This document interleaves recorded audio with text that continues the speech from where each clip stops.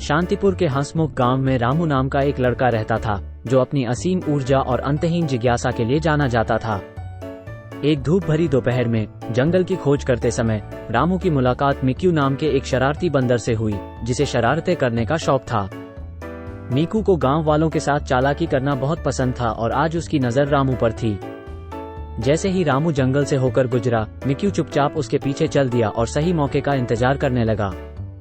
जब रामू कुछ जामुन तोड़ने के लिए रुका तो मीकू ने झपट्टा मारा, रामू की टोपी छीन ली और खुशी से बातें करते हुए एक ऊंचे पेड़ पर चढ़ गया।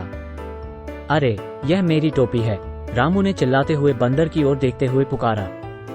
मीकू केवल मुस्कुराया और टोपी को अपनी आंखों के ऊपर खींचते हुए अपने सिर पर रख लिया। बंदर को अपनी टोपी पहनने की कोशिश करते देख रामू हंसे बिना नहीं रह सका। ठीक है मीकू, तुम ये राउंड जीत जाओ, रामू ने हंसते हुए कहा। लेकिन देखते हैं कि क्या तुम मुझे पकड़ सकते हो। इसके साथ ही रामू ने पेड़ों के बीच से टेढ़ा मेढ़ा दौड़ना शुरू कर दिया। मीकू, जो हमेशा खेल के लिए तैयार रहता था, एक शाखा से दूसरी शाखा पर छलांग लगाता रहा और आगे बढ़ने की कोशिश करता रहा। पीछा जारी था। रामू निचली शाखाओं के नीचे से बच गया, चट्टानों पर कूद गया और यहाँ तक कि मीकू के साथ एक जलधारा में भी छिटक गया। अंत में रामू एक साफ स्थान पर पहुंच गया जहां उसने एक विशाल मिट्टी का पोखर देखा।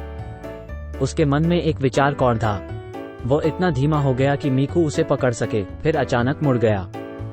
मीकू को इस कदम की उम्मीद नहीं थी। उसने अपना संतुलन खो दिया और एक जोरदार स्प्लैट के साथ पोखर के ठीक बीच में जा गिरा। रामू इतना जोर से हंसा कि उसे बैठना पड़ा।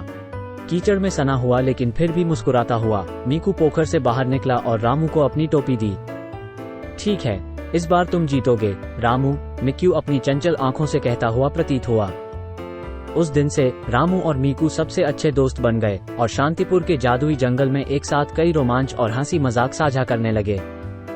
और जब भी रामू अपनी टोपी पहनता, वो उस दिन को याद करके मुस्कुराए बिना नहीं रह पाता जब उसने शरारती बंदर को मात दी थी।